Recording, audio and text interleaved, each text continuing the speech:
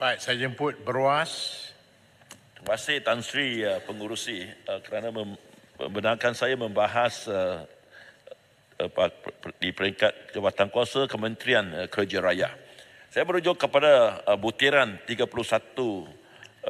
pembinaan jalan dan jambatan. Saya ingin merujuk kepada jawapan yang diberikan oleh kerajaan kepada saya berkenaan dengan penggantian jabatan FT 071/17/0300 Manjung Perak. Saya tidak berpuas hati dengan jawapan yang mengatakan harga sebanyak 8.83 juta ringgit untuk membina semula satu jabatan menyeberangi sungai hanya lebih kurang 20 kaki. Itu satu harga yang berpatutan. Saya memohon Menteri supaya turun padan dan jangan hanya jawab mengikut jawapan yang diberikan oleh pegawai sahaja. Saya ingin mengusulkan kepada Menteri supaya meneliti proses tender terbuka yang diadakan. Kadang-kadang ada tender terbuka dikawal oleh setengah pihak dan tidak sebebas yang kita sangkakan. Kalau Menteri nak tahu bagaimana sesetengah tender terbuka itu boleh dikawal oleh setengah pihak, saya boleh kongsikan. Dan kedua, Menteri mestilah meneliti senarai harga kerja-kerja JKR. Saya difahamkan harga kos senarai yang disediakan oleh JKR amat tinggi. Kementerian mesti kaji semula senarai harga kerja-kerja JKR agar harga berpatutan dan mengikut harga industri pembinaan di pasaran untuk menjimatkan wang kerajaan. Perkara kedua yang ingin saya bangkitkan ialah butiran 050/700.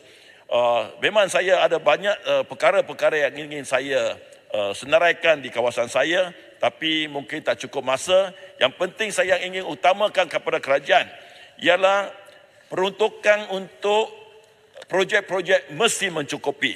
Kemudian sikap jurutera dan pegawai JKR mestilah baik dan juga melaksanakan kerja mereka secara lebih profesional. Saya ingin berkenaan dengan butiran 050/700 penyelenggaraan dan bil lampu jalan dan lampu isyarat jalan persekutuan. Saya ingin bagi tahu Menteri bahawa di kawasan saya lampu jalan di jalan utama masih rosak selepas 3 tahun. Dulu saya bangkitkan di Aitawa 2 tahun sudah dibaiki tapi rosak lagi. Tapi ini sudah 3 tahun di Setiawan di kawasan di depan kedai Toppack hingga ke Econ-Safe, depan Wisma Ganda dan depan KFC Setiawan. Lampu jalan Pekan Air Tawar baru siap dibaiki selepas 2 tahun, tetapi sebahagiannya rosak lagi. Sudah tak bernyala sekian lama lagi. Dan berbantu saya apabila mengutarakan perkara ini kepada jurutera JKR. Dia kata apa boleh buat, kontraktor dari Ipoh bukan dilantik oleh JKR Manjung. Ini menunjukkan ada masalah yang perlu diatasi.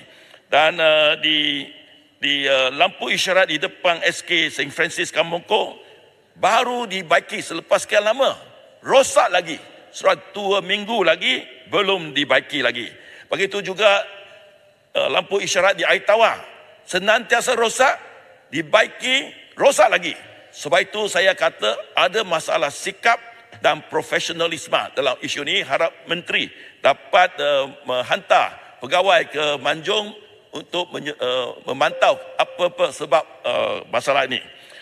Jalan, berkenaan dengan jalan mendap di depan sekolah Methodist High School Kamongkok, keseluruhan kawasan di jalan dia amat buruk daripada Jalan Raja Omar ke Jalan Ling Cheng Mei, iaitu FT5. Jalan lembab mendap ini berbahaya. Aduan telah dibuat lebih daripada 1 tahun tetapi tidak ada apa-apa tindakan. Saya senantiasa katakan kalau sesuatu aduan atau masalah ditimbulkan, kerajaan tidak membuat apa-apa, ini adalah gejala permulaannya sebuah negara gagal. Saya harap ini bukan gejalanya, tapi hanya tak cukup peruntukan dan sikap pekerja yang boleh kita baiki. Lubang-lubang dan jalan yang tidak rata di Pekan Air Tawar, Pekan Geni tidak dibaiki dan ditampau sekian lama, berbahaya, tapi kerja sedikit saja yang perlu dibuat. Longkan di kedua-dua belah Jalan Besar Air Tawar dari ke Taman Sentosa Air Tawar tidak dibersihkan. Dan ini menyebabkan banjir. Semua air di persekitaran kawasan mengalir kepada longkan besar. Main Road di tepi jalan CKL tidak diselenggarakan, menyebabkan banjir. Dan juga kawat di Masjid Pantai Remis mesti diperbesarkan. Itu pun bottleneck dia.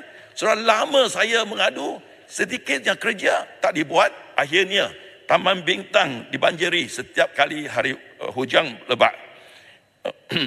Begitu juga di hutan simpang kekal Segari Melintang, air mengalir daripada bukit ke atas jalan raya. Kita minta buat longkang untuk alirkan air daripada hutan simpanan kekal Segari ini, Segari Melintang ini, supaya ia mengalir ke tepi, tetapi tak ada peruntukan. Itulah itulah alasan yang diberikan.